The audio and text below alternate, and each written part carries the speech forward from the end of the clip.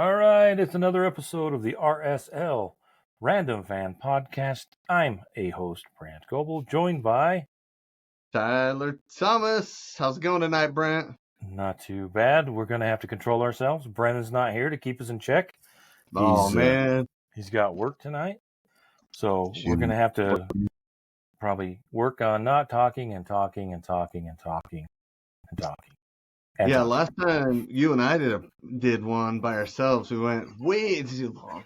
But hey, you know what? The fans listen to it, so bringing it on. No, it's not going to be too long. But there is a lot to he's cover. A great addition. So Love having you want to get at it with the starting lineup at the LA well, let's get started Galaxy with the starting lineup. Real Salt Lake went over to the left coast to play the new look LA Galaxy so far this season. But we had Zach McMath in goal, Alex Catranis, Philip Quinton, the new guy, who is at least 7'8", Justin Glad, Bodie Hidalgo, and then in the middle we have the stalwarts of the season so far, Brian Ojeda, Emeka Anelli. They have a C there. I forget his name is extra long. Diego Luna, Matt Crooks back, Andres Gomez, and up top, where he belongs, Chicho Arango. And on the bench, we had Gavin Beavers, Andrew Brody, Michael Chang, Anderson Julio, Bertine Jacqueson makes another appearance, Fidel Barajas, Nelson Palacio, and Derek Silva. Nice.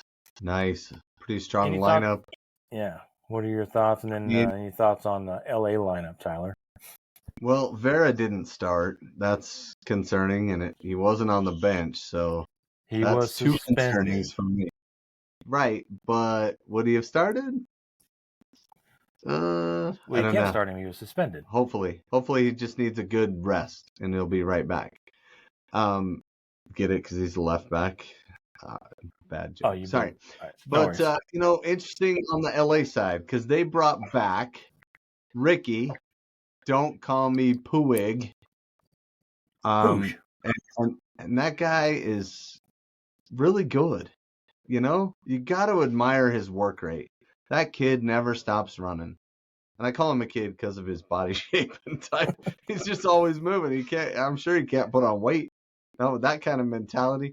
Just always running. He's everywhere, right? And then Brigwin kind of sits in behind him. And he's pretty good destroyer that way. And Marky Delgado's a little bit that way too. But then up top, it's all attack. That Painso guy, he kept getting into dangerous positions. Jovelich is kind of a beast in the middle, and Gabriel Peck was up and down his side, trying to cover Catranis too, tracking back here and there, but pretty tough team in LA. I mean, it's no slouch. That's probably their best 11. There's a couple guys that were on their bench that normally start, but not a lot. Yeah. Yeah, Ricky Puig is one of my favorite players in Major League Soccer.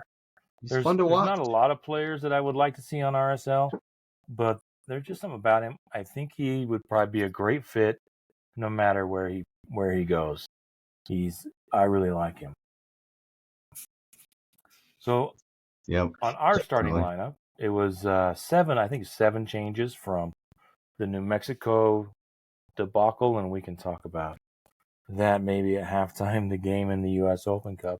But I did like seeing Crooks back in the middle. We still have a super long way to go with him, looks like. Is there any thoughts on that? We could talk about the lineup before we get into the first half. Yeah, with Crooks, I think we're definitely not connecting like we should with him, right? Like, just kind of watching as the game played out. When we're holding the ball, some people like to hold the ball, like Luna, Gomez. They want the ball, but they also want to do the little give and goes, but they just want to be the give and goer. They don't want to give and go and give and go, right? Then you never know who's making the run. It's a little more guesswork by the defense, which is what Crooks is kind of used to. But Gomez is like, I'm going to pull you in. I'm going to kick it to the middle, run by you, and hopefully you get it back to me. But if somebody comes over, I got nothing, right? He's kind of one-dimensional that way. Yeah, I think I was noticing I might start keeping track.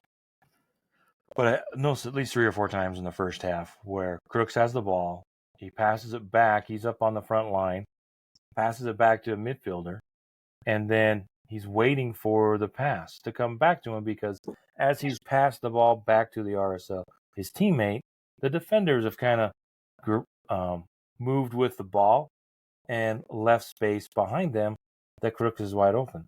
I think that's what he wants them to do is when he passes the ball, don't just immediately look to go backwards, go left, go right, but take a look at where the space is and give him the ball back.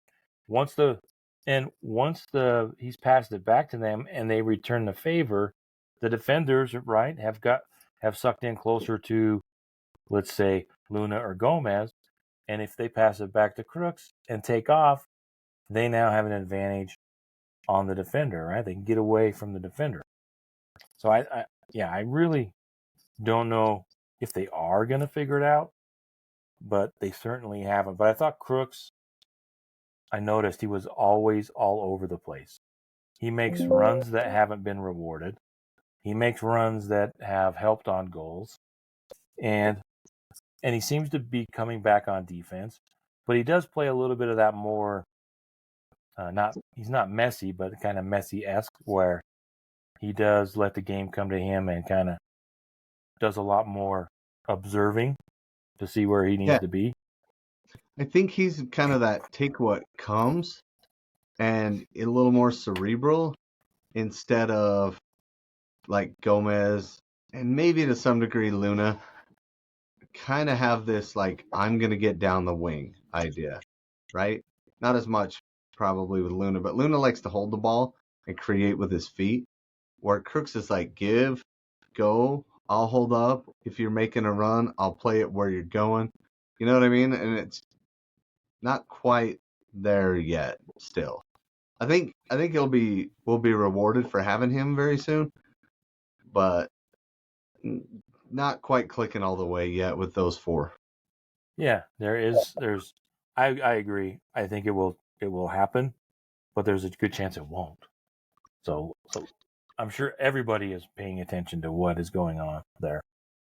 Yeah, and we're all trying to be patient with it because that's part of any process is incremental growth, right? So you just want to see a little bit more, a little bit more, a little bit more, and if it's there, awesome. And if not, like, well, what do you do, right? You got to move on at some point.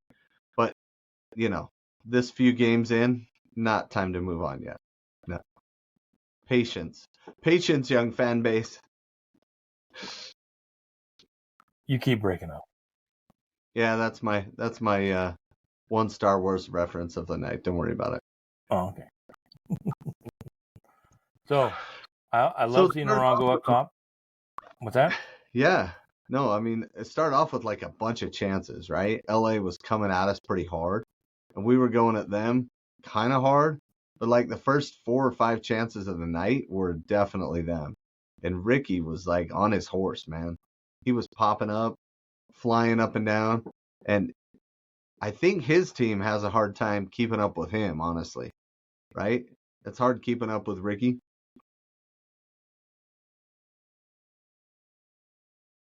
Like you keep breaking up. It's hard for me to keep up with Ricky. No, I said you keep breaking up. But remember, the recording's just gonna be good, so don't worry about it. All right. So other players that we're glad to see back, but Gomez and Luna, I thought they played well, and the midfield. But yeah, to your point, LA Galaxy, they really put a ton of pressure on RSL to begin the game. They had 4 corners by the 17th minute, and they had McMath standing on his head. He had three great saves, one-on-one with a player with the ball in the first 15 minutes, and he had a great save on their 4th corner kick in the 17th minute. Is that the one where he saved it with his behind? No, like I think it was the one where he punched it out, I think. Oh, okay. Yeah, he was very active in the first half. Really kept us in the game, right? Yeah, he was standing on his head. Yeah, I don't know if Beavers makes half of those saves. No, I think I have a great deal of love for McMath at the moment. I think he's earned his starting spot, and he did have. We'll get to it in the second half, but I do think that he's playing the best soccer he's played for us, and right now, and he was the reason that we weren't down 4 goals in the first half. And you can't have it both ways, right? You get it one way or you get it the other. And yeah, I think he kept us in this game for sure.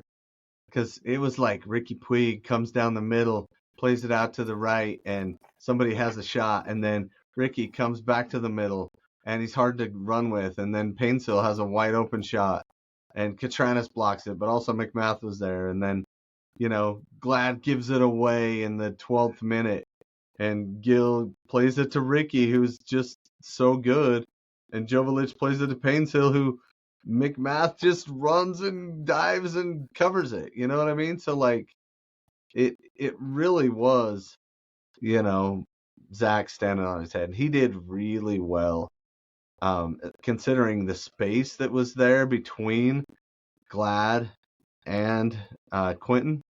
I mean, they haven't played together a lot, so for that being the center back pairing, it was okay. It wasn't horrible. It wasn't horrible. They gave up some chances, but in the end, probably way too many to really come together. And the other thing I saw a lot, Brandt, was the midfielders kind of kept running into each other. Pablo said that to us in the last press conference. He said, we kind of get in each other's way sometimes. We got to find ways around that. Yeah, maybe players, doesn't it happen a lot when players aren't necessarily trusting their fellow teammates to be where they need to be? So they feel like they need to cover more ground instead of just focusing on where they need to be and let the chips fall where they may, because as we'll see, it kind of can make a mess when players are all over each other. The one word that kept popping to my head watching this game, and this was for both teams, was sloppy. This game felt really sloppy to me. Maybe it's because obviously because of all the missed opportunities on both sides, but it didn't feel like everybody was crisp. I don't think LA had a US Open Cup game, and RSL looked brighter to start the game, or brighter through much of the game than LA did. LA looked like they were tired and wore out midway through the first half. Yeah, that was interesting the way that worked, and we'll talk about it in the second half. And I think we played a lot better in the second half, honestly. But man, wave after wave coming at us. Like on the play where Bodie kind of ran into Delgado, and it wasn't anything Delgado did. It wasn't a cheap shot or anything, but he was trying to be physical, and he kind of pulled up lame in the 14th minute. But then Ricky like recycled it, and like he played it into the box, and Katranis heads it right to the other team. You know what I mean? Like right to the top of the box, right to the center of the field.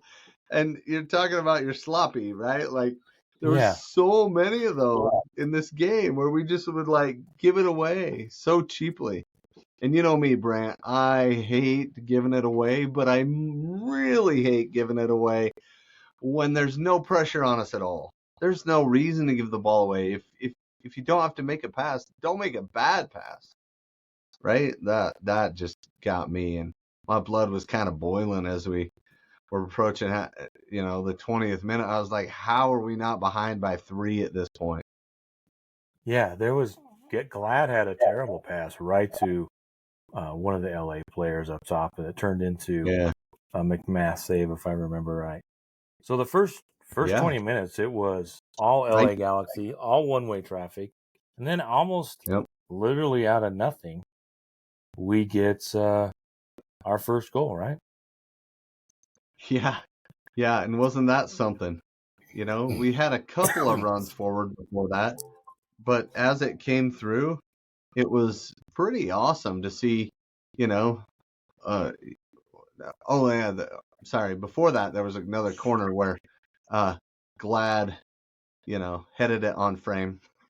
So to avoid an own goal, McMath had to make the save, right? You forgot that one.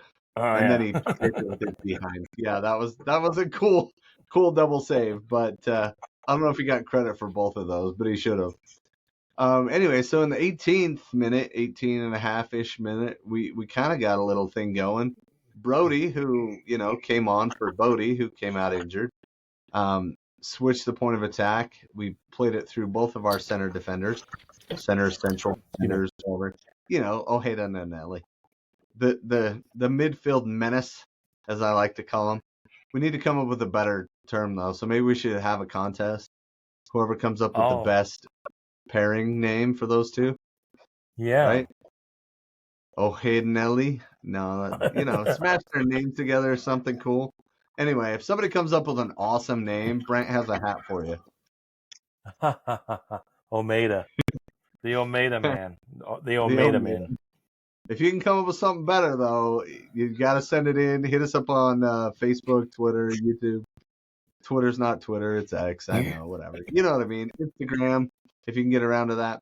But no, so both those guys hit it out wide to Catranas, who for some reason, was open because Painsil did not want to come back and defend him on that left side. So ball gets switched out wide to Catranas. Painsil kind of jogs over, and Catranas, he has been money for us. He has been money with his crosses, with getting into the box, with being super active on the offensive end. And he plays a ball. He just kind of like, go up and get it, Chicho. It's like in the NFL when they drop back and they just like, my receiver is better than your defender, and they lob it up there, and the big tall receiver goes up and catches it, right? And that's what happened here. Yoshida was in a good position, but Chicho just attacks it so well. Like, if you paused it right as he hit the cross, you would think there's no way they score on this, right? Yoshida's in front. He's a head taller. They're not going to score on this play. If you pause it right when he goes to make the pass, there are two LA Galaxy players that aren't doing anything other than watching him. They're like at least 5 feet away, 10 feet away, and they make no effort to put pressure on Catranas. That might start to change as the season goes along and people realize that Catranas is really dangerous for us. Yeah, I get why you might not. Yeah, I get why you might not pressure Bodie, Andrew Brody. He's out there. He doesn't have a great cross. But he's good. You want Andrew Brody to have the ball out there. Yeah, you want him to lob a cross into the box. Because like Brennan says, it's not a driven ball.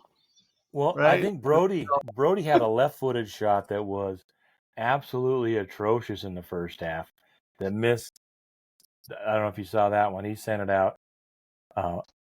The opposite side of Catranas, about that same spot, and it was nowhere near. It just flew right out of bounds. So, yeah. So we go up. Yeah, it makes me think we might go. Anyway, sorry. So the ball goes up to Chicho, lobbed in. He attacks it just so much better. He goes and gets it, which is always what wins. The person that attacks the ball the hardest almost always wins it. And he gets his head on it, and McCarthy's on his, he's 2 yards off the line, so he's not in a bad spot. But Chicho just kicks it past him, right? Like, he's just nails. He's so solid for us, Brandt. We'll get to his stats here after we talk about the second goal. But, man, this kid can just score. He kicks the ball in. He's good. He's effective. Not a lot of chances, couple goals. Yeah, I absolutely love what he's bringing to Real Salt Lake. And long may it continue. He has been incredibly dangerous. And I thought after we went up, I thought LA the goal kind of sucked a little bit of life out of them as the first half drug on. I don't know if it's the heat or maybe I don't know what, but they didn't seem like they were a lot of urgency, just kind of playing maybe. Step, right? So, anyway. Yeah, and Chicho, I mean, after that, and just he's so good in the air for how short he is. You know what I mean? He's got some good ups, but Yoshida kind of had to go back to get it, and then he didn't attack. Usually that's what you want to do. Kids at home, if you're watching, you always attack. You always attack, right? Attack that ball. Try to be the first one to it. Try to get in front of the other kid. Get your head in there. Get your foot in there. Just knock that ball. Anyway, yeah, after that, we kind of stepped it up, and they kind of backed off. But, Ricky had, 2 or 3 more really good runs right down the middle. Yeah, and, it was the 30th minute that we had a turnover, and Gomez, I think, Chicho and Gomez were in with only Yoshida back. And I think Gomez that took the shot pretty when he had somebody. No, he didn't have somebody. Yoshida closed off the angle, but he went for that left-footed curler into the back post right around the 29th minute. And McCarthy, just great save, dude. That was a great save. That really was. Props to McCarthy. You can tell that guy won an MLS Cup before, you know what I'm saying? Yeah. Chicho with the steal, got it to Gomez, and he tried to curl it around with his left foot, like you said. I don't know if the shot, he could have drug it to his right and maybe got a harder shot off, but it was a great save. Yeah, one with the keeper, you probably want to do better than that. I don't know. Gomez is like this awesome enigma, He gets these awesome opportunities. He doesn't have to finish them all because he creates a lot. So I get it. He's more quantity, and Chicho's the quality. And hopefully together, they'll, make some great stuff happen. Yeah, I agree. I think, and as we've noticed across the interwebs, the internet, Chicho Arango is getting a ton of love for early MVP voting. They're always pointing out how he is right there with the top goal scorers in the league, Benteke and Messi. And I think there's some. Who's that last one? Messi, did you say? Labardo? Something like that. Leobardo. Leonardo Messi. Oh, I heard of Leonard? that guy. Yeah. Leonard gets messy. All right. So, enough making fun of the best player in the world, Absolutely, yeah. No, he's doing awesome, and he's fun to watch too. I love to watch the highlights from Miami from the week, but it's fun. Anyway, Chicho played great. I think Gomez played pretty well, and I'm still waiting for Luna. It's almost like he just can't get that last touch. Around the 36th minute, he had a great chance, and he lined it up for his left foot and just drug it wide past the post. You know what I mean? Just every time there's something he could do to be amazing and great, he just kind of misses it. And I don't know what's up with him. It's something in his head. He got that 4th goal against Chicago. We kind of thought, hey, this is it. This is him turning the corner. And then pretty disappointing performance here with LA. Yeah. I think maybe it goes back to the same issue we're talking about with Crooks, right? It's a little bit of trying to be a little more sophisticated. It's probably not the best word. A little more polished, maybe. There's just something that's just a hair skosh off sometimes with the RSL attack and approach. At other times they look like they don't get in the groove as much as I would hope they would. Yeah. Right? I mean, every game is different. Every team is going to approach how you play different, how they're going to defend you. But if they're going to lay off, it seemed like LA was kind of laying off and just kind of collecting themselves, trying not to create too many mistakes and let RSL counter. And so yeah, I think there's just something off with Crooks and Luna. We haven't found that sweet spot yet. No, but hopefully we do. And the nice part about that is, like, we're still doing really well. We're still sitting in a really good spot for how interesting we've started the season. We've been getting great results, and Chicho's still scoring goals. So hard to complain, right, with the results we've been getting. But we'll get to the other concerns at halftime here, right? Yeah, let's talk about the second goal real quick, and then we can get to halftime. Because the second goal was RSL building up pressure and passing the ball around. By this time in the second half, I think I was noticing that LA was just kind of... You mean first half? Going in the first half, they were just kind of complacent. That's kind of when I noticed that they were like not tuned out, or if they were just kind of conserving energy. I don't know. But RSL was passing it around. Did I just lose my spot? Well, and I thought it was interesting that Ade came out. I don't know if how you say that guy's name. Aude, Aude. Their number 3 left back. You kind of have to be interesting with Gomez. You kind of have to be off of him because he's so quick. But you kind of have to get to him because he's pretty good on the ball. And he drew him in, played it to Crooks, and Crooks is like, okay, I know what you want, so I'm going to give you the ball into some sweet space. And that's exactly what he did.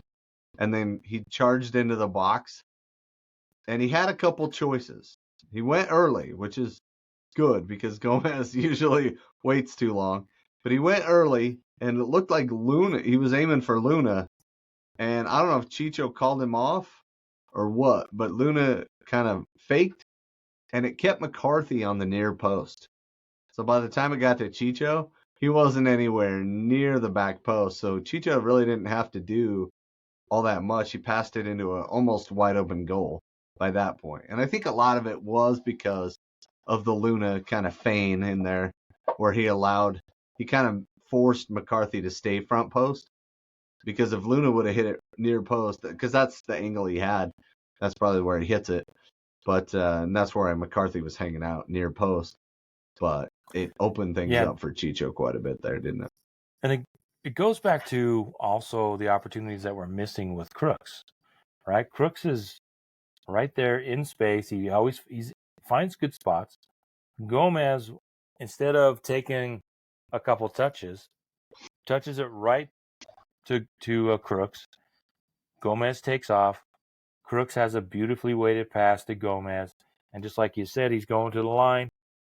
Luna's crashing the box, taking up 2 defenders, and he lets it go right to Chicho, who puts it in. So we're up 2-0, and I'm like, what the heck is going on? We are not playing well. That's like the worst we've played to be up 2-0, right? Yeah, and I just kind of laugh every time because honestly, I didn't think that RSL was going to win this game. I was really concerned coming in off of New Mexico, that game, that there was going to be a drop in confidence. But they went up 2-0, and then almost immediately after, Chicho's shot a minute or so later, that's the one where he went long, and he probably might have had better options on the outside with Gomez, or the other side with Catranis or Luna or whoever was over there. Yeah, Crooks made a run. Crooks run into this is my favorite part of the game. He kind of just kneed the guy in the leg and then took the ball, and the ref was like, play on? I don't know, whatever. So I was like, the ref was in a really bad spot to see that foul. But it ended up, probably would have been called back. But Chicho shot from outside the box with a 4-on-3, basically, which normally he doesn't do unless he really sees something. So, you got to give him that. But Crooks made a run after he gave it to Chicho. He just made this great run, and he didn't give it back to him. And I was like, oh, dude. Reward the tree. It's hard for ants to move that far. Yeah, I don't know that we do a lot of that. Even historically, there's been a lot of time. And you have to understand, you're going to make, most of your runs aren't going to be rewarded, right? Right. So you still have to make the runs, but they could up the amount of times they reward Crooks, because I don't know if they've ever done it. They don't do it very often. No, he should have had a couple tap-ins so far this season, and even once the shot was blocked, because that shot from Chicho was blocked, it was still 4-on-3. It popped out to Gomez. There was still 4-on-3, and by then Crooks was offside, but so he was the only one who wasn't a good pass at that point. But the other two guys were behind Gomez, and he just wasn't ever going to see him. He doesn't have that kind of vision, So not yet, anyway. No, not in the back of his head.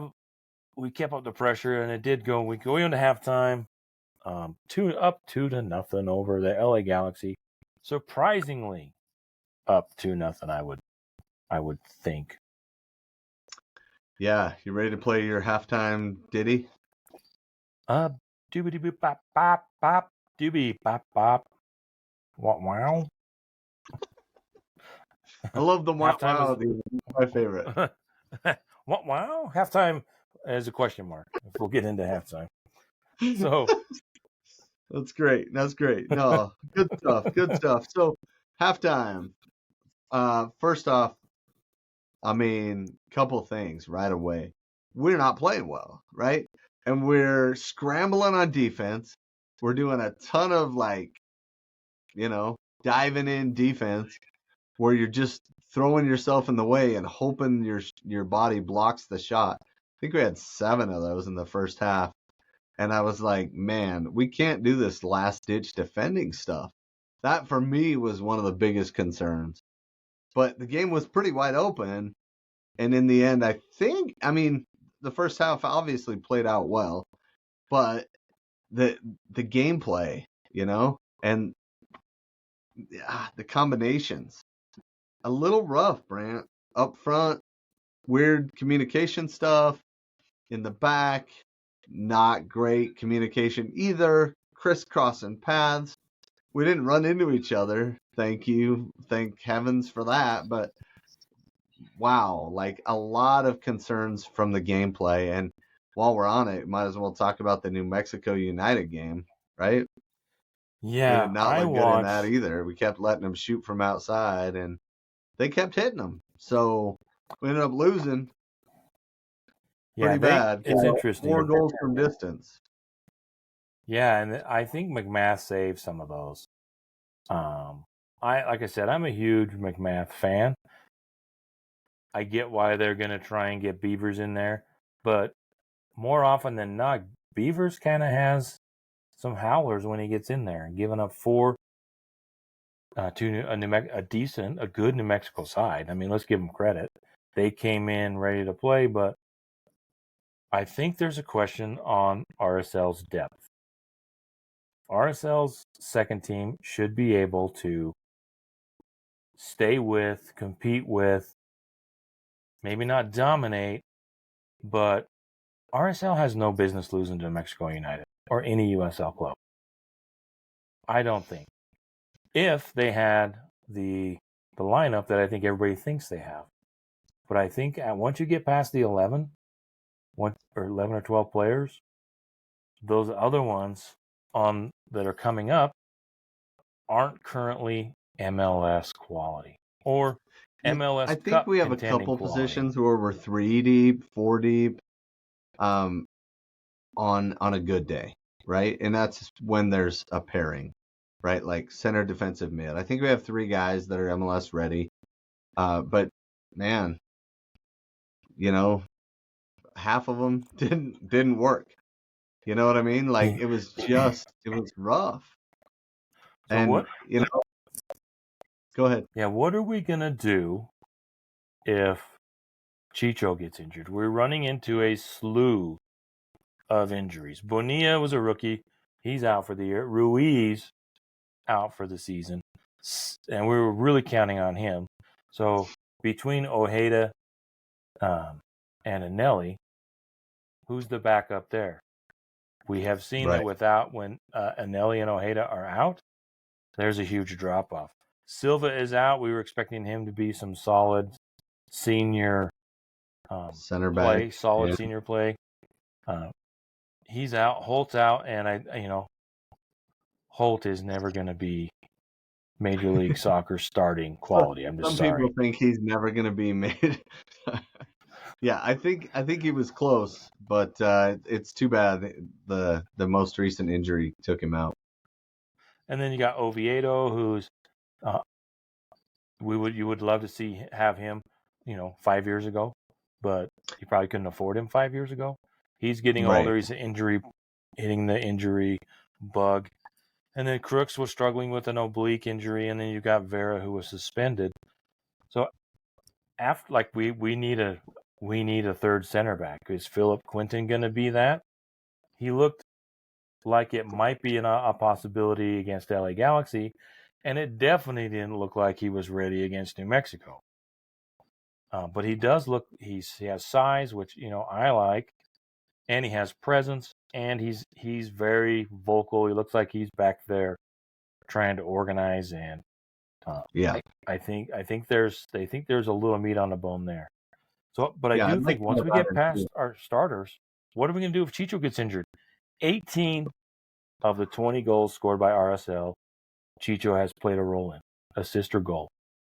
Well, I think what we were thinking was, okay, we've got Anderson Julio, and he can score. He'll get one every 2 or 3 games, and he's done almost nothing. So he really hasn't had a very good season at all this year.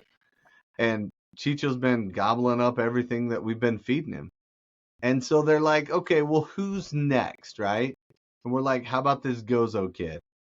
Straight out of the hood, awesome kid from all accounts, from what I've heard. A Utah kid. Everybody get behind him, right? And then he gets now he's in concussion protocol from the New Mexico game. Is that right, Brent? I think so. They mentioned it during the game that I didn't catch all of the New Mexico game. And then I was going to go watch it again, but then I thought I caught the end of it. The guy cracked him in the head, man. It was. And then he ended up. I honestly thought it was a cheap shot, and he should have been yellow carded at least. Or red. He came in and boom, and he did not win the ball. Gozo won the ball, and the guy just came in late and headbutted him in the back of the head. Yeah, it was a concussion. Yeah, that was weird. He was over there, getting rid of his lunch on the sideline. So yeah, he's probably Gozo's probably got a minute before he'll be back. But he's young. And then he'll recover. Atkinson, right? Is that guy gonna develop? What about Elijah Paul? He's down there somewhere. Somebody's got to step up and be that second, third guy. Yeah, or we could bring in somebody. What? Hey, ownership's writing checks, huh? Yeah, I think we'll have to see how it goes when the secondary transfer window starts. I think it's July 28th or July 18th, somewhere in there, end of July. It opens up for a couple of weeks, and depending on where we're at, we probably wouldn't hurt to bring in someone. They need to do something, and you don't have to do anything panic-wise, but I do have concern that as the injury bug builds up and teams maybe figure out what we are doing. So far, so good.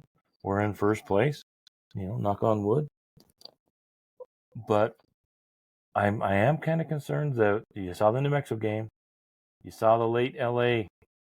I think if RSL goes in there and gets the victory against LA Galaxy, I think the headspace is for fans and for the team is a lot different than what happened. So I think there's some room for concern, especially if you are overly concerned like I am at times. Well, and the other thing that worries me, Brandt, is we have not played great in the last 4 or 5 games, right? There was some times when we were really hitting it. We were coming along great. I think we were, really playing well. But the last few games, the New Mexico game, we're sloppy. All right, we're going to blame it on the baseball field. It was the baseball field. Oh, that is atrocious. Right, that was nasty. But okay, fine. It was nasty, but Oh, and it was a baseball field, but it was still pretty bad. Like we were missing wide open passes, like back passes with no pressure on us. We were missing those passes. You know what I mean? So, man, watching that, I was like, we don't deserve to go through. And they kept hitting those distance things, and hopefully that's not an Achilles heel for Beavers is missing those long distance shots because I think we kind of figured out that guy can't stop long distance shots in that game. There were 4 shots outside the 18, all of them scored. And I don't know if that's a Beavers thing. Even the announcers were like, hopefully this isn't something that is recurring for this kid, and hopefully it's not. Hopefully he can get to that point, but he gave up a couple in the previous games and he's only had 1 shutout. And so again, yeah, we're having a great season. Yes, we're killing it. Yes, we're getting great results, but we're a little worried about how we've been playing because our string of results has been like, even against Chicago, we didn't play great in the first half, but we won 4-0. So it's hard to look at that and say, well, And then we went to Philadelphia and we beat them at home, which was awesome, but we didn't really play that well. They played better than we did. So and then if to play devil's advocate there, yeah, you can say we haven't played well, or we've just been grinding victories or results, minus the New Mexico game, because in Major League Soccer play we've had a draw and a win and a win and a win and a draw and a draw. We haven't lost since when? We haven't lost since Colorado. Yeah, stupid Colorado. We're gonna get them back. We lost to Colorado, then we beat Vancouver, we beat St. Louis, we drew Minnesota, we tied Columbus. Again, we beat Chicago. Yeah. And beat Philly. We beat Kansas City, right? Kansas City was in there too. We didn't play great. Yeah. We didn't finish great, but I think we outplayed Kansas City by quite a bit. That was an entertaining game at least. But so maybe you're making a mountain out of a molehill, but you kind of see a trend, and that's what kind of concerns me. When things stop going our way, how are they going to react? Are we going to have just a little blip, like the second half against LA, this game, and we're back on our feet against Seattle on Wednesday and Colorado on Saturday? Or are we seeing a trend where RSL's going to struggle? So what about orange slices? We skipped right over orange slices. Oh yeah. I'm as far as orange slices go, I'd like to shout out the orange slice stickers we have. If you do see us at the game, come hit us up. You earned this orange slice. That's all you have to do is ask for an orange slice. And the RSL Random Fan Podcast will hand out orange slices at any game you see us at. I'm usually wearing this yellow jersey that says RSL Random Fan Podcast on the back. But if not, hit us up anyway. So for me, I was really concerned in the first half, but I had to give it to McMath. He stood on his head. He saved our bacon so many times. The defense was leaking shots, and he was turning off the faucet. Yeah. I think the 2 obvious ones, I'll give mine to the other obvious one is Chicho. I thought Chicho was stellar. He gets the 2 goals, and we're up. But Catranis was also pretty stellar. I like Crooks. He was all over. But if offensively, Catranis was good. But defensively, he was worrying me a little bit, And then when Bodie went out, I was like, ah! Yeah. So I think those are the 2 obvious ones. So up 2-0 and just kind of giggling. LA's going to try and do something in the second half. Should we get to the second half? Yep. And any changes? It doesn't look like there was any changes. Nope. But LA kind of stepped in right away. It looked like they were coming after us. They were like, let's go get one right away. And they kind of stepped in on the front foot. I think like you said, they kind of got tired. Maybe they were running too much in that first half and kind of hoofed it out of the end of the half. But then they got a good break in there, rehydrated, got their orange Smelling slices in. salts, the whole works. Yeah. They're like ready to pass out. Oh, yep. And then they're This back up field in is so big. They play I on think such it a big. is, Why is our? right? Isn't that the biggest field in MLS? Is it still? I don't know. Yeah, it's one of the larger ones. I love the fact that soccer is so crazy in that. There's not a It lot of used to be. variation. I don't know if it still is. There's not a lot of variation, but is some. LA plays in one of the bigger pitches, and you'll never convince me that New York City FC plays on a regulation pitch. They say it is, but I want to see their tape measure. But we did want to. The LA did come in the second half, and they kind of started taking it to RSL. They put a lot of pressure on. RSL was defending pretty well, but then in the 54th minute, we kind of got in our own way, which seems to be a bit of a theme on the first goal for LA. They did have a nice attack down the left side. McMath got the goal, and then we're headed forward.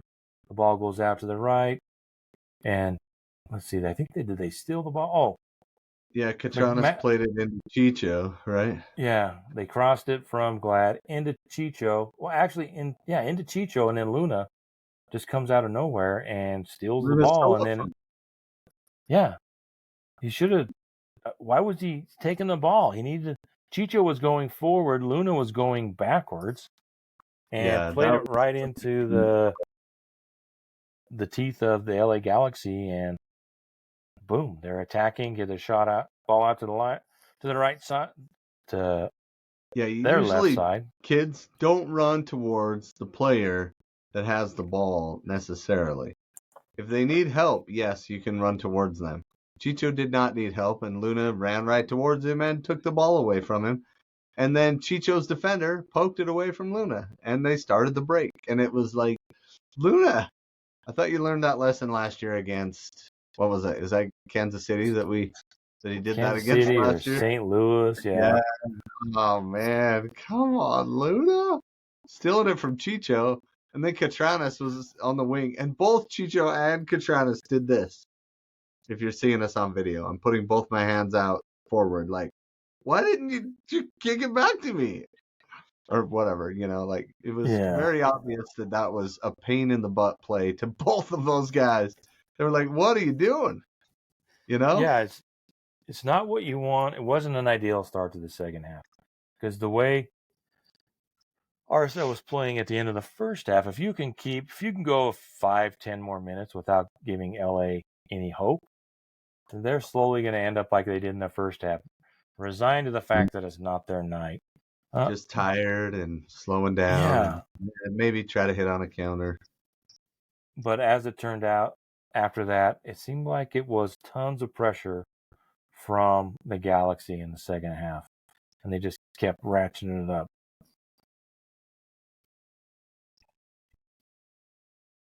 Yeah, and I think you already said that McMath wants to see that one again, right? From Peck. I think you already said that. Maybe to you, but when it was a nice shot, it was a stinger of a shot, and McMath got down, but it just kind of bounced under. And yeah, he didn't quite get down all the way. He didn't push it out. Was he trying to grab it? Maybe it had a lot of. It was a laser of a shot. Maybe it had a lot of knuckle on it and just got past him. But after that, it was tons and tons of pressure from LA Galaxy. Yeah, that's, I mean, kind of too bad. They subbed off Djokovic kind of early. Djokovic. In the 68th minute, looks like. Yeah, they went to Denver and they got the Joker, and then they subbed him in. He was too tall and slow, and so then they subbed in Joker. Jeez. I think maybe the play of the game for RSL, especially in the second half, excuse me, was it the 70th minute? Gomez ended up getting the ball down the right side and took it all the way to the baseline and had an opportunity to send the ball back through to the middle. I think Luna was crashing the middle. Oh, excuse me. And instead he took the shot on goal.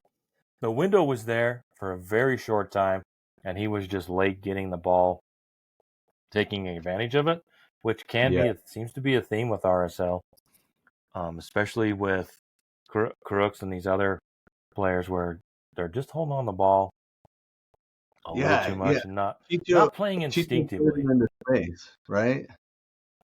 Yeah, and then he could have played it early to Barajas, and it was almost like he didn't trust him because Barajas was at the penalty spot, and Catranas was past him, bringing up the backside, so he could have chipped it into the back post or, just lobbed it over there somewhere, anywhere. Catranas was still at the 18, and then he just decided to shoot, which McCarthy had the angle covered. So, dude. Yeah, it was a very short window. A lot better with that one, right? Yeah, it was a very short window of opportunity there to send the ball back to Barajas, and he missed it. That was Gomez, not Julio. Gomez. Okay. Yeah. Yeah, so whoever was in the middle there. And then right after that, Crooks came out for Julio, which I thought was interesting. I really liked how Crooks was playing, but if you're not gonna play the ball to him, what's the point of having him in there? Yeah, and I think you're not playing to strengths. And I think with LA putting all the pressure on, having Anderson Julio there for a counter, to spread them out, keep them honest in the back, was probably the thought process. But also, kudos. I'll give kudos to Pablo Mastroeni, because he did make some subs and he did make some young player subs. He took out Catranas, who may have got a little bit of a knock in the 72nd minute, and he sent in the young kid Silva, who looks like a player, but he's still young. Serviceable player, lefty. And then Julio came in for Crooks, and Barajas came in for Luna, so he was sending in the kids. So you can't complain about not having depth and then don't play the players. So I'm not complaining about any of the subs. I was glad. I thought, all right, give the kids a shot. That's the only way they're going to get better. We've talked about it ad nauseum with Pablo the last couple of seasons. So, and Palacio came in the 84th minute for Arango. So you can't. You've got to give Chicho a break, and I think Pablo probably thought we're going to try and hold on for this lead, and if we end up giving up a goal, we give up a goal, but we're getting out of here with a point. Well, I thought in the 71st minute we were going to give up that counter-attack goal where Brody just took a horrendous angle on Painsil. He just, I don't know what he was thinking. He was like, oh, I got him. He was cutting him off to the side.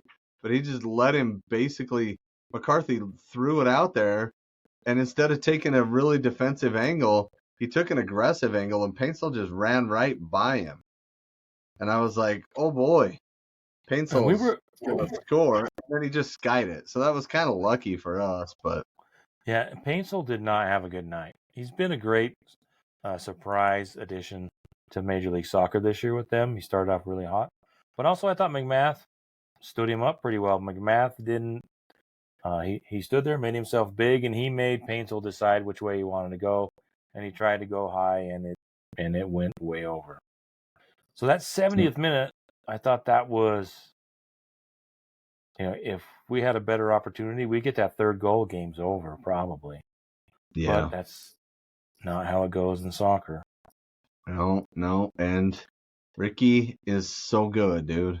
Ricky's good. You kind of have to stay off him because he's so quick with his first touch. But if you're too far off him, then he can pass the ball all over the place. So you kind of have to mix it up. And as a center back pairing, you have to kind of think of that. Okay, he's going, I'm dropping. You kind of have to give and go. It's like this tugging, right? It's this pull and push you got to play, right? One of you is going to go hard and one of you is going to back off. And then you switch it up because variation of service. You can't do the same thing over and over, and you kind of have to know what his default move is, right? Because if you get a striker who's really good at one thing and you can take that one thing away, and they got nothing else, I mean, that's the only reason I was a decent defender back when I played soccer. I could take away the one thing they were good at, right?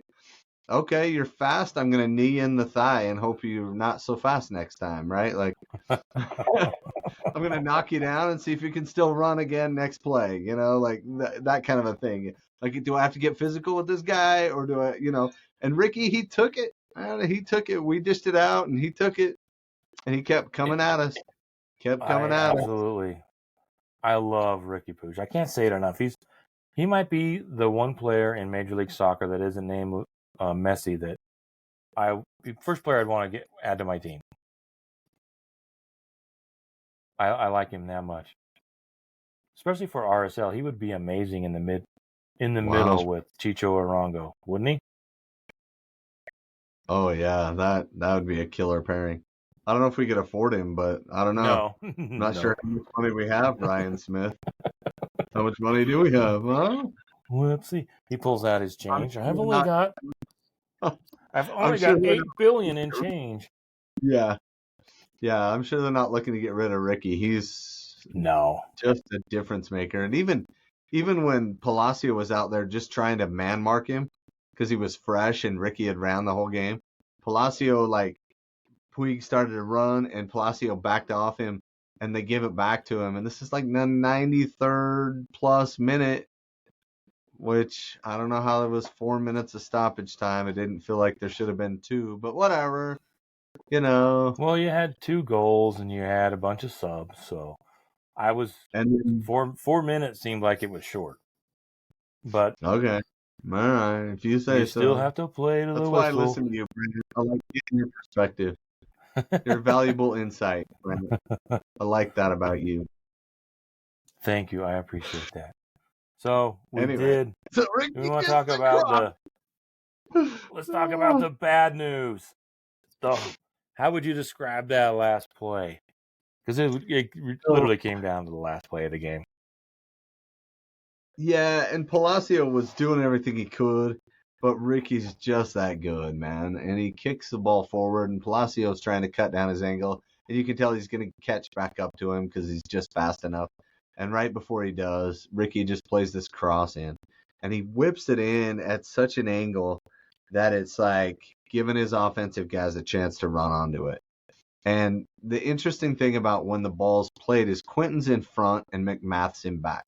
So they're coming at each other, right? They're running at each other. That's what you want to do. You want to make the defenders uncomfortably run at their own goal because nobody wants to try to clear that out. And it's awkward. It's so awkward.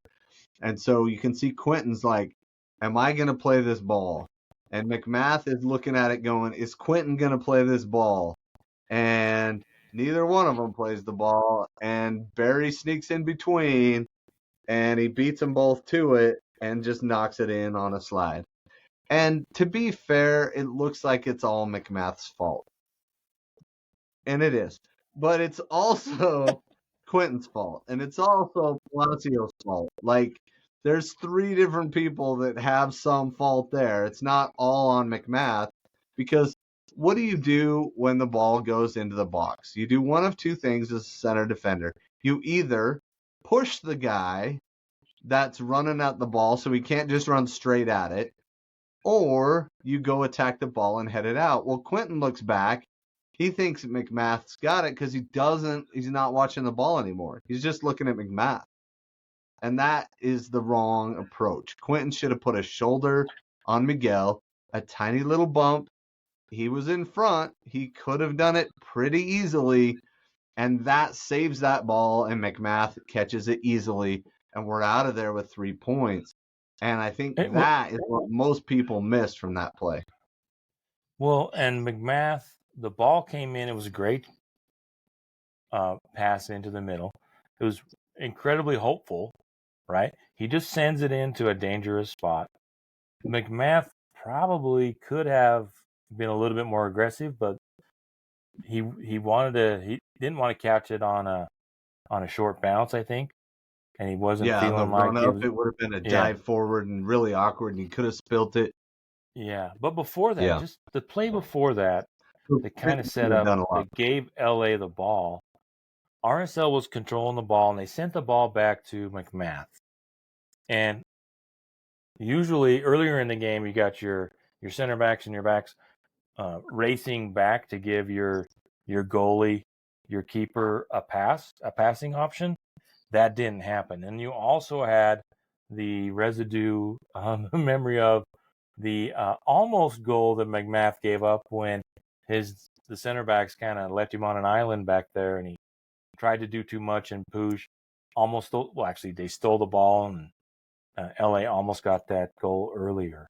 So I think there was a little bit of that because he sent the ball back to McMath, and he just hoofs it forward in the almost in the 90 start of the 93rd minute. I wonder if we're down to what ifs. If he has an option and RSL continues to play the ball out of the back, then that might have taken off another 30 seconds and maybe LA doesn't get to it. But in the end, LA kept up the pressure. They kept putting pressure on us. They kept up the fight, and they ended up with the sad, surprising goal. And we walk away. Second goal, but you know what? It was expected goals were 3-1 for them. 3.2 expected goals on the night. So they created way better chances. They outplayed us definitely in the final third, but just not the final touch. And so our 1.2 expected goals turned into 2. And, we were good in the air. We won our aerial duels. We're definitely doing that well, but our passing accuracy was way off. We were down to 84%. Our total passes were 481. We didn't play all that well, and that worries me going forward that we think we can get away with that, Yeah, I think with I'm kind of concerned. Sloppy play, build up of injuries, and maybe we'll see where their confidence level is after this, because this definitely, looking at the body language and the faces after the game, even there's a great shot of Pablo walking off the field, and he's just like gritting his teeth. Yeah. This game really felt like a loss. And going into it, you say, yeah, we'll take a draw. We haven't played well in LA for a long time. We'll take the point. But we'll see if there's a hangover. Yeah, and you know what made me Wednesday even happier? Yeah. What did you think of the way Rubiel Vasquez refereed this game? He called 13 fouls on us and only 7 on them. Do you think that he was a little lopsided? I didn't think so. I think we fouled them more than they fouled us. But a 2-1 disparity seemed a little lopsided for how the game went, in my opinion. Just a little too tight on our side. Off the top of my head, thinking back, it doesn't feel like it to me, but maybe if you'd asked me after the game, might have been different. But I think that RSL plays a little bit more physical style. I mean, we do have Vera can't go a game without getting a yellow card, but Crooks. So I don't think it was. Well, only one RSL's. I think RSL. This game's on RSL. They had the opportunity. Oh yeah, they played them. McMath played them into a 2-0 lead with Chicho Arago in the first half, and they tried to hold on, and it just didn't happen. But like I said, kudos to Pablo for subbing in some kids. They got some valuable experience, so hopefully the injury bug is short-lived, and we'll see what we do on Wednesday. Well, and RSL are still right there. We're still, right there, top of the Eastern or Western Conference, 22 points. And Minnesota hasn't played as many games as us by 2, so they could easily catch us. LA, we stayed ahead of them. They're at 20 points. We're at 22. And our goal differential's 9, so suck it, rest of the league. Yeah, we are creating. But I just don't love the way we're playing right now. Yeah, and we've scored a lot of goals. We've scored 20 goals. Only there's only a few teams that have scored more. Obviously, Miami has scored 35 goals. No one's even close to them. Jeez. But there's some with 21. There's some with 20. LA has 23. So we're right there. LAFC with 22. Yeah. I mean, we're holding our own, Towards the but it's top. all Yeah. Chicho. It's all Chicho. Yeah. So let's see if we can bring some more players into. He has, what does he have? 11 goals. So 9 other players have scored. 9 other goals have been scored by other players than Chicho.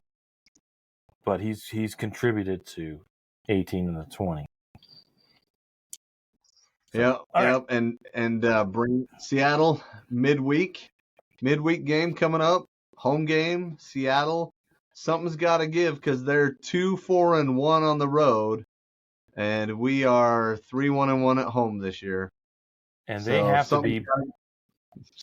They're they're going to be brimming with confidence because they went into Portland and got a win in Portland on Sunday 2-1. In other games, LAFC beat Vancouver 3-0. Huh? Yeah, Mother's Day, and there were tears aplenty. So I do have a question. Are we going to wear the coolest kit that I've maybe ever seen with the Bruce Lee, or that looks like an RSL uniform, or are they going to wear one of the ugliest kits I've ever seen on Seattle with blue on green stripes? I don't know. It looks so bad. So bad. Can't wait to see it up close. I might actually vomit on it. It's almost as bad as the couch cushions. Yeah, I don't know. We'll see how it goes. I like the blue ones. But the blue I like I like it. It's all right. So but bad. Let me get back to the scores from around the league. Go ahead. Oh, then we have Colorado on the weekend. So don't forget, the scheduling gods were kind of mean to us unless you were in town to see RSL games this week. Then you can catch 2. We have 2 home games, the 15th and the 18th, both at 7:30, both at America First Field. And then we don't have a home game for a long time after that. So come out, support our team, get there early, sing, chant, yell, scream. Just do it in a really good way, right? Yeah, be ready to go. So also LAFC beat Vancouver 3-0. Damir Kreilach didn't make the bench. Colorado was up 2-0, I think, on San Jose and lost 3-2. St. Louis 3-1 on Chicago, the dumpster fire that is Chicago. Houston beat Kansas City. You got to love that. Dallas beat Austin in that Texas Derby. Cincinnati beat Columbus. That was quite the game. NYCFC 3-2 over Toronto. Is that the one where's Sean Johnson? Is that the one where they had the handbags and the fisticuffs after that? I'm waiting to see. Oh, I didn't see that. I do want to see the one. That might have been the Red Bull game. Philadelphia. Sean Johnson, he's in Toronto. Yeah, maybe it was one, but there was quite the kerfuffle. Red cards and everything. I didn't see after the game, but there was quite the. Like I said, there might have been something really awful said because I think it was Sean Johnson he was going after somebody. Philadelphia lost again at home. They haven't lost 3 games at home since like 2012. Lost to Orlando. It might have been the Red Bull New England game. I mean, I'll have to apologize for being old and forgetting. Red Bull beat New England 4-2. Miami, they were down 2-0 to Montreal, came storming back to get 3-2 victory. Charlotte beat Nashville 1-0 in it. DC United put Pineda on the incredibly hot seat, head coach for Atlanta United. That's got to be burning hot in Atlanta there. Yep. Struggling. Yeah, in fact, Brooks Lennon just missed a clearance that ended up being a tap-in goal. So not playing. Speaking of not playing great, Man United's not playing great. Yeah, they play in the world's worst stadium. Did you see that? Is that what they said? World's worst stadium. It has its own waterfall now that was raining, and there's water falling in on the stands. The water was leaking into the away locker room through the ceiling. No. Yeah, the Glazers. Were the raccoons falling through? Yeah, they were. They were British raccoons, so they were very polite. Oh, okay. They cleaned up after themselves, of course. Well, tea. Hello. They're there to mop it up. So yeah, it was just atrocious there. There was lots of precipitation, obviously, but the water was just rolling down the stands, falling on the stands, onto the fans. It was pretty terrible. So, but And anyway, then Arsenal went in and beat them 1-0. But who cares about the stupid Premier League, Brandt? Let's have the come on Crawley update. Let's do that. So I don't know that I have been any happier when it comes to supporting a team that isn't Real Salt Lake.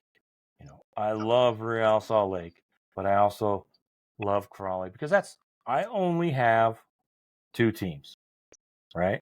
I don't have a baseball team I follow religiously. I grew up a Dodger fan. I don't live and die with the Dodgers. I don't have an NFL team I live and die with.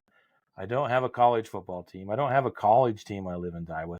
There are only two teams in the entire world that I live and die with, and that is Real Salt Lake and Crawley Town. So I feel like I just want to put that disclaimer out there because I know I talk a lot of Crawley, but I don't have any other place to put my fandom. Those are the two places I put it. And you're very authentic with that too. I mean, I talk to you all the time, and we always talk about Crawley. So carry on, my friend. Tell us what happened. May 7th, Tuesday, May 7th. It was right after we did the podcast. They got rained out, so they on Monday. The next day. So Crawley Town was playing the fourth place team, MK Dons, at Crawley Town at the Broadfield Stadium, and no one was predicting. Most people predicted Crawley Town to get relegated. I mean, we talked about it last season. They were absolutely atrocious. And this season they have just been. It's just been a magical season. So Crawley Town, MK Dons come in, and they just put a beating on them. They go up. They win 3-0. Although MK Dons had their chances, like in the third minute, they had a ball get the player at Max Dean get one-on-one with the keeper. He got around Corey Adai, but he didn't get the shot off quick enough, and Will Wright was hustling back and as he does. That's what he does. Cleared the ball off the line. And goals change games. Ask Dunny. Right. And Crawley Town weathered the storm real quick, and boom, a few minutes later they're up 1-0. They're up 2-0 on a last-second goal, a shot free kick in the first half, and then they get the third in the second half. Then you're like, oh man, this might be over. 0? That's, I mean, it's a two home and away, right? Yeah. Home and away. And it's like, first half, second half, like they used to do in the MLS playoffs. Right. Crawley goes in. They're up 3-0, but stranger things have happened. Last year in League One, I think it's Peterborough was up 4-0 on Sheffield Wednesday. And Sheffield Wednesday in the second leg, I think at Peterborough, picked up 4 goals and pushed them to penalty kicks, and they got promoted and Peterborough lost. So the second game, everybody was always nervous, right? You never know how your team's going to play. And it was in the other playoff, right? The other playoff game, Doncaster versus Crewe. Doncaster went to Crewe, Alexandra, and won the game 2-0. So they go back home. This game was on Friday. The second game was on Friday. So they go home to play Crewe, Alexandra in the second leg. First 17 minutes, Crewe's got two goals on them, and it's 2-2 in aggregate. They go all the way through extra time to get to penalty kicks, and Crewe advances on penalty kicks. So you never know. So you had that game before, so everybody's going, can Crawley keep the lead, or will MK Dons jump on them early? And they get an early goal, then all of a sudden, it's everybody's kind of getting nervous. Things could change. But as it turned out, Crawley jumped on them. Jay Williams got a turnover in the third minute, and they're up 1-0. And people are like, holy cow. And then a couple minutes later, it's, I think Danilo Orsi He gets a goal, and we are up 2-0 in the 30th minute, and we're up, what is that, 5-0 in aggregate. And you're thinking, okay, this is over. But then Max Dean, who is a petulant little child, did you see the stomp? So No. So in the 30th something minute, Jay Williams makes a sliding tackle or something, and Max Dean hops over him. Right as the ref turns his back, Jay Williams sticks a foot in there and stomps him in the midsection. Oh. And if there was VAR, which there will be in the final, he's off. It's a red card. So they end up scoring. So it's 5-1 on aggregate going into halftime. And you're thinking, oh, can they put some pressure on? But as it turned out, Crawley just kept on scoring. We ended up winning the game 5-1, and it wasn't even that close. Crawley just stomped them into the dirt. It was the 8-1 final between the two games, the largest victory in playoff history in the EFL across all the leagues. So Crawley set two records, right? So this one, 8-1, the largest playoff win ever, and they are one of two teams who have never played at Wembley, and so now they're going to break that record too. Yeah, the first time there was a lot of people that have been fans of Crawley for 60 plus years that are going to be excited. So Sunday morning, May 19th, 6 a.m. our time. I will be watching the game. You going to join us? Invited some friends and family over, make some pancakes. Yeah, have everybody come on over. If you listen to this podcast, you're welcome to come to Brandt's house. Where it is. If you know where it is. You don't know where it is. You're not. I don't know. I don't want to invite anyone that doesn't know where your house is, Brandt. Yeah. But if you know where Brandt's house is, come watch. Or where else do they broadcast in the game? ESPN Plus. So hit Brandt up on Twitter at 6 a.m. He'll be up, tweeting it up from the account. So ESPN Plus has the final. They also have the two playoff games if you want to go back and watch. I don't know if you've had the opportunity to watch it, but Brendan texted me the first thing. We watching the game on Sunday? So I said, absolutely. But he said he watched the second game, and he's like, those guys are good. So we'll see if they wasted all the good vibes in the playoff, or should be a classic on Sunday. So I'm very excited. I did buy a ticket. We looked at flights, and just for fun. Can't go. We got other obligations, like a job and stuff. Boo. But in a sign of solidarity, I did buy a ticket to Wembley. That's pretty awesome. So I should get my collector's ticket in the mail at some point after the game. So very exciting. And we should do a podcast and talk about the joy that is promotion and relegation and where we are. Would love to see that come here in the United States, but I think we are way, way too early. The infrastructure just isn't there. No.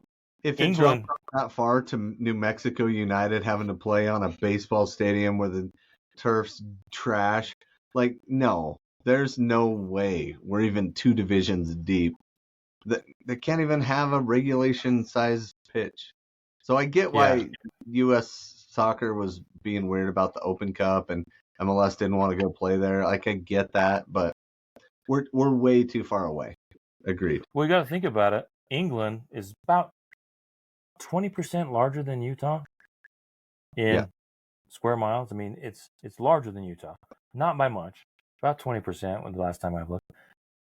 Crawley Town's longest away day, or actually anybody in England, their longest away day is closer than RSL's closest competitor. So it's a 7-8 hour drive to our next closest opponent in Colorado. That is the farthest away day for any team in England. So that's what I mean when we talk about infrastructure.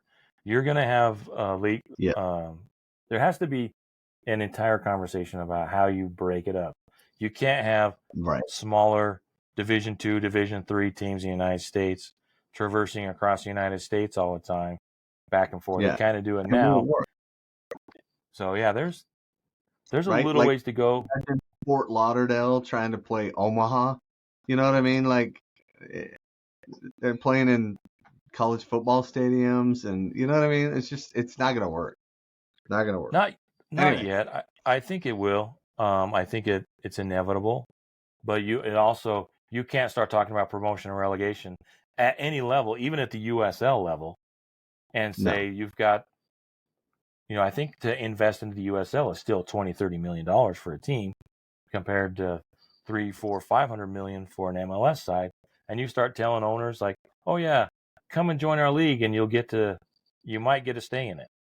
That's a great way to stifle any kind of expansion and investment into the league. I think we're a couple decades away. So, but we'll see how it goes. It's fun to talk about. Agreed. I mean, ad nauseum, the way people do it gets kind of annoying. So, switching gears to a championship that actually is going to be played. My Real Madrid, Hala Madrid, are in the final again. I know. They're the one like super. I know they're like the Yankees. I get it. It's the one team I cheer for that's favored to win every year. Okay, get over it. Is this UEFA? Yeah, UEFA Champions League, June 1st, 1 p.m. Mountain Time, streaming on all of your CBS favorites. And then also who are they playing? I haven't followed. Champions League. Oh, Dortmund. Dortmund beat PSG, and Real Madrid beat Bayern. Real Madrid left it for late. Bayern scored, and it was that was a cool goal. Did you see that one? No, I haven't followed it this year. It's Alphonso Davies, former MLS player, comes in and just scores a cracker. The Canadian with his right foot too, and he's left-footed. Just an amazing goal, and then Madrid came back and scored twice. They thought the second goal was offside, but it wasn't. And Madrid are through to the finals again. I know it's annoying, but hey, you know what? Hala Madrid. So, and then in the other Champions League, the CONCACAF Champions League, we also thought that Columbus would not make the final. And there they were, taking it to Monterrey, and their final is the same day, June 1st, Pachuca, 7:15 p.m. Mountain Time, so you can watch all these on the same day. And it is at Estadio Hidalgo in Pachuca, Mexico. So isn't that will be a very hostile 47,000 feet above sea level and 30,000 seat stadium. Should be good. I think with Columbus should be able to do it. They took out Monterrey, Monterrey was probably the best team in North America. Yeah. I was so excited for that. But we thought there was a slight outside chance an MLS team would make the final even at one point. And, they did it. Good job. Way to go. I will actually be rooting for them. I wasn't rooting for Seattle because Seattle can. No, for Columbus. I'll be rooting for Columbus. Okay, good. I wanted RSL to be the first team, but since we can't find a way to get back to the CCC now they call it, then I know we're always one game away. Right? So I will I will definitely be cheering for Columbus. I think they can do it. Yeah, but anyway, hope so. There you go. Lots of finals, lots of promotion and relegation, lots of champions being crowned here in the next few weeks. So keep an eye out for all that. Yeah, and watch the game on ESPN Plus Saturday morning. Also, support your fellow RSL fan, Brandt and Tyler. Go get your Ghost Pickleball paddles and balls and accessories from the man, the myth, the legend, Brandt and Tyler and his Ghost Pickleball. Also, wherever you get your podcasts, follow us.